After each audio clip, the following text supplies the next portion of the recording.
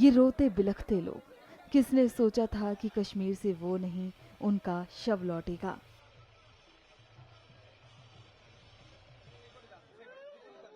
ये तस्वीरें बालासोर से हैं, जो वाकई डराने वाली हैं। 3 बजे तो इन्फॉर्मेशन मिला था कि उसका मतलब उनके जो बीबी है, मेरे भाभी है, उन्होंने मेरे को बोले कि आप दीदी आप आओ और आपका भाई को बचा लो यहाँ से। मैं सुना कि क्या हो गया, फिर मैंने लड़की को फोन किया। हमारे पास किसी का कांटेक्ट नंबर नहीं था, क्योंकि वहाँ की ना प्रीपेड सिम था इसके पास, और वो मेरी लड़की को ही दिया था उसके मामा ने। तो फिर मैंने उसको फोन किया, वो कॉलेज गया हुआ था, तो फिर वहाँ से उसने हम आया जल्दी भाग के, फिर बात करा। फिर जो उनके वहाँ पर जो पैकेज था, जो उनको जो लेके घुमा रहे थे वो ड्राइवर था, उन्हीं के नंबर भी हमारे पास वो शेयर कर रखा था। तो फिर उन्हीं सामने बात की कि कैसे क्या हुआ उसके अंदर। ना ऐसा है कि हम तो बाहर है, वो बीबी बच्चे उनके अंदर है, तो हम जब तक बाहर नहीं आएंगे तो हम बता नहीं सकते। हम उनको रिक्वेस्ट करें कि आप एक बार जाओ कि हमारे बच्चे हैं उसके अंदर। बोले वहाँ बहुत तेज गोली चल रहा है कि हम जा नहीं सकते।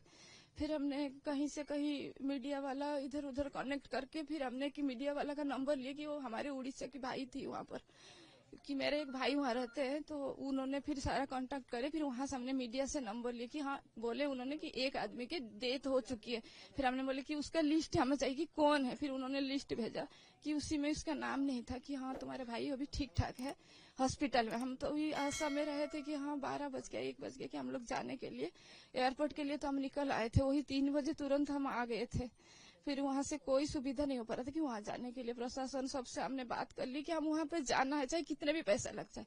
बोले वहां पे तुम्हें जाने की कोई रास्ता नहीं है, तो फ्लाइट सब रद्द कर दिया गया था।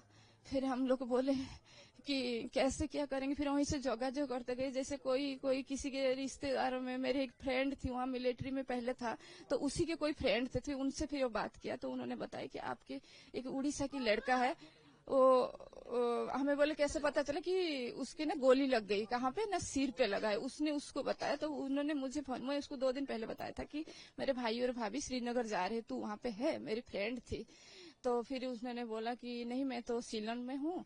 तो फिर मैंने बोली कि वो मेरे को फोन किया कि तुम्हारे भाई और भाभी गए थे, और मैंने अभी सुना है कि हमारे बालेश्वर के एक लड़का को गोली लगा है। मैं बोली क्या नाम था उसके? नाम तो कोई डिस्प्ले हो नहीं रहा, हम लोग देख रहे थे न्यूज बराबर देख रहे थे, कुछ हो ही नहीं रहा था।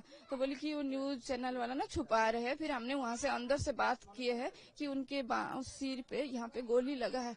तो हम बोले कि वो ठीक है कि नहीं, हमें इतना बता। बोले ठीक है तू फोन काट, मैंने वहाँ बात करता हूँ कि ठीक है कि नहीं, पता लगा कि फिर आप लोग को मैं बताता हूँ। तो फिर उन्होंने अंदर से बात करी, तो पता लगा, उसको पता चल गया था कि वो उसी टाइम ही उसी का डेथ हो गई थी। और उसने मुझे नहीं बताया कि हाँ कहाँ पर है तुम लोग। मैं बोली कि हम दिल्ली एयरपोर्ट पे है। बोली तुम जहाँ पे हो वहीं पर रहो, अभी तुम्हारे पास आ जाएगा लिस्ट। फिर उन्होंने हमारे नंबर ले लिए थे ओटीपी वाले। फिर वहां से उन्होंने फोन किए, फिर वो भेजे लड़की के पास। वो लड़की को पता चल गया कि इसके मामा की डेथ हो गई, मगर मुझे नहीं बताया कोई। तो फिर मैंने बोला कि कैसे उनके पास जाएंगे। फिर वो बीवी बच्चे दोनों अलग अलग थे, बीवी को अलग रख दिए थे।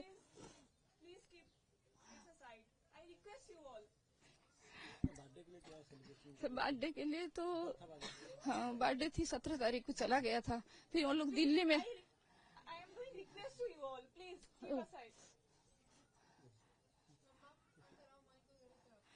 फिर वो दिल्ली आके मेरे पास 2 दिन रुकने वाला था। उनकी फ्लाइट थी श्रीनगर से गुरुवार को फ्लाइट थी उनका। फिर वो हमारे पास आने वाले थे कि गुरुवार की शाम को 3:15 पे फ्लाइट थी, दिल्ली में लैंड करता। फिर शनिवार गुरुवार शुक्रवार 2 दिन रखे कि शनिवार हो आती है यहाँ उड़ीसा के लिए। है? हाँ, सारा कुछ प्रिपरेशन कर रखे थे, घर सजाए थे, लड़की ने केक मतलब ऑर्डर कर रखा था, उसके लिए कपड़ा मंगा रखी थी मैंने 60, और सारे घर की अरेंजमेंट कर रखे थे कि वो आएंगे ही 5 बजे पहुंचते ही हमने उनका केक काटना है। पहले दरवाजे से उनको टीका का लगाएंगे, फिर इसके बाद हमने वो केक काटेंगे। तो फिर 3:15 पे फोन आता है भाभी का कि तुम्हारे भाई को बचा लो। फिर हमें तो सब कुछ छोड़ के वहाँ घर में ताला लगाया ना। हमने माँ बेटी तीनों थे, उनके पापा नहीं थे, दूर थे, नोएडा रहते थे। तो हम तीनों ने वहाँ एयरपोर्ट के लिए निकल चुके थे, हमें नहीं पता था कि हम कहाँ जाना है।